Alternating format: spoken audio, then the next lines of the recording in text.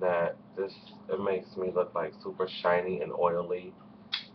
Like I'm not that bright. I'm not like I know my skin tone isn't like the darkest, but I'm not like this thing makes me look like I'm like an Oompa Loompa. But anywho, hey y'all, so I was conflicted today because first of all it's 10 o'clock at night.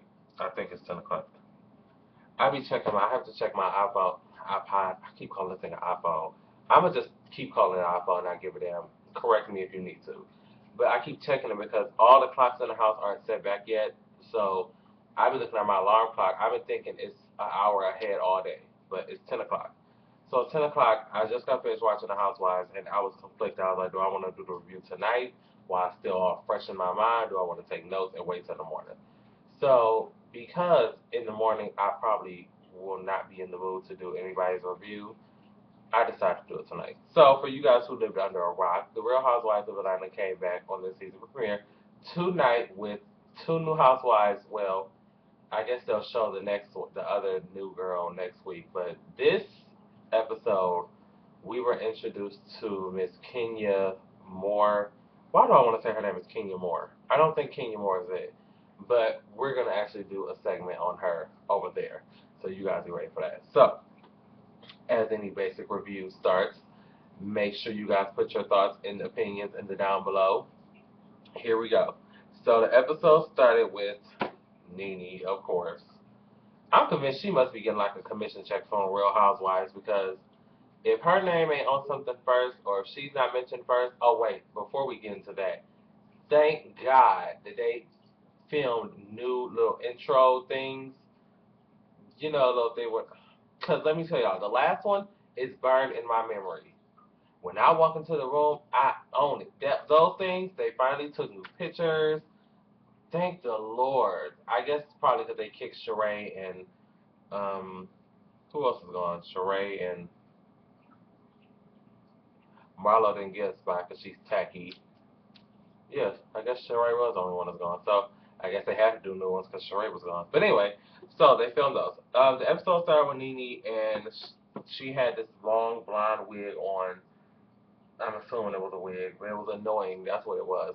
Her and Greg were talking about how she did him wrong, or he has done me wrong as my husband. It was so fun. That clip is the funniest clip Nene has ever recorded because she was so pissed and she was so serious about how she was done wrong. So I don't know if they're trying to reconcile or whatever. She had dinner with what's the name, the guy from Glee, the guy who does Glee, and said that she was trying to reconcile with Greg, which is kind of awkward because, well, at least awkward for me, because I was used to seeing her with a little Italian sugar daddy, and contrary to what she says, he is a sugar daddy. Anybody who bones you and you are well, I'm not sure if they're boning or not. I don't want to start no rumors. You know, I just spread the rumors. I don't start them. But anybody who just showers you with lavish gifts for no apparent reason either is your sugar daddy or wants to be one or the other. Sugar daddy usually bone. Well, actually, sugar daddies don't bone. I don't know. Sugar babies, those people. Anywho, moving on from Nene. The bitch just started shade within 5 minutes. She said something about Kim that was shady. I just don't remember what it was. Okay, then we went to Candy. And I was so excited. They finally showed who her boyfriend or significant other was after all the talk and things we were hearing about him. He's finally showed his face. I forget his name. But they look so happy together, and I'm so happy for Candy because she's such a nice person, or at least she seems to be like a nice person. And she deserves somebody who's going to treat her happy and love her little tiny top of Christ, Riley, and things like that nature. So, good, good looking. BTW, they're trying to have a child, and they want to name this child Cash. That's offensive. Candy, if you name that child Cash, you and significant other, hi. If y'all name that child Cash, we're gonna have issues. I'm gonna come for y'all in every video, every Real Housewives of Atlanta review I do. I will come for y'all. So don't do it unless you want to for. Kim is pregnant again. Kim is always pregnant for some reason. Like every time I see Kim, she's pregnant. I don't know what's going on. Her and Corey can't stop, or they like jackrabbits. But every time, any show Kim is on, she's pregnant. And this one is not an exception. She's pregnant again, and apparently she's being evicted from her house because her lease is up and they're not going to extend her lease. So she's going to be getting evicted in 90 days or something like that, or 3 weeks, something like that. So she's trying to find a place to stay eventually.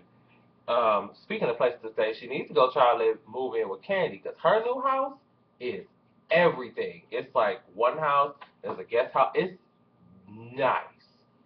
I was infatuated with that master bedroom that was in their separate, the little guest house. That bedroom is large and in charge, and it is everything. So I'm sure Candy wouldn't mind. Candy seems like a very sweet person. She will probably let her stay there until she get on her feet or whatever, until her Real Housewife checks clear or whatever. Okay, why can't they stay at this house? Oh, that was a kid. What is this? Phaedra. Who? Excuse me. What did Phaedra do this episode? Oh, she went to the vet to talk about the animals. She's gonna start burying animals along with the humans that she's burying. Phaedra is very adventurous, if you will, and I love her for that because she's awkward, and it's awkward to the point where it's admirable awkward. Like, who wants to go and start pet funerals?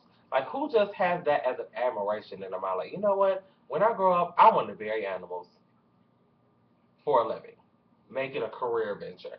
No one says that but Phaedra, so hey, Phaedra. Okay, then Cynthia got on. And y'all know how I feel about Cynthia. I really don't like Cynthia at all.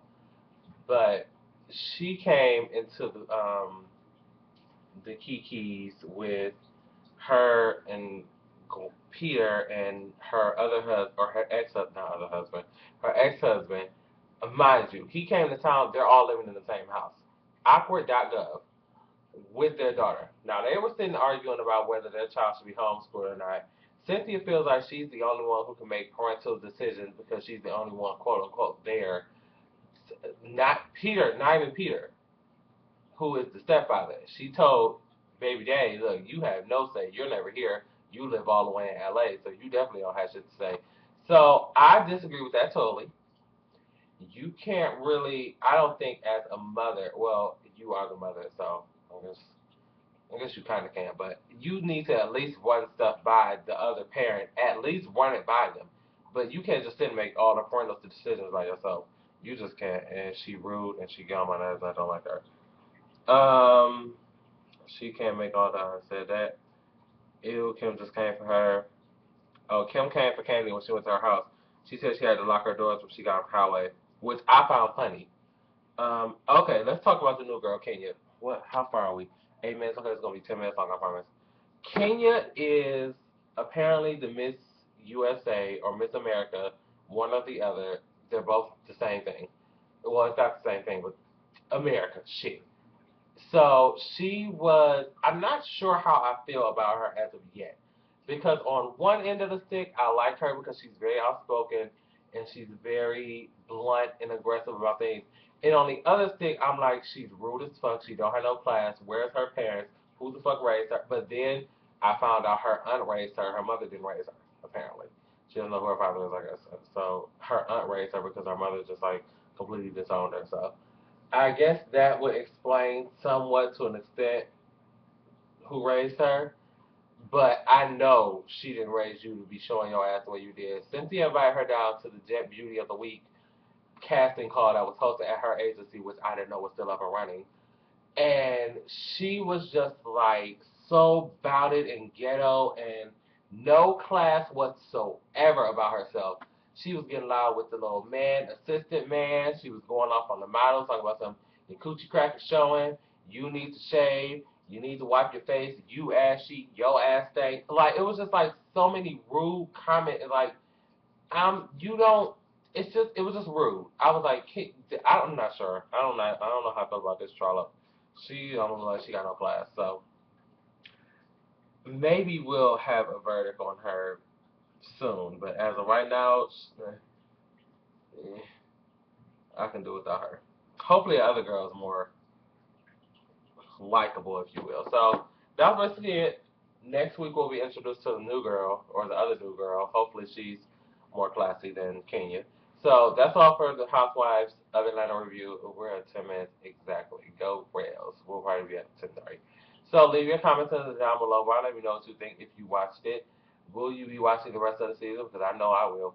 And Real Housewives of Beverly Hills tomorrow starts tomorrow. Season premiere. I will be watching. I seen the commercial today during the Housewives, and they were like walking through LA, and shit was getting cold, and it was getting frosty, and everything was freezing. I was like, oh my god, I'm watching these bitches. So that's all. I will TTYL. Peace.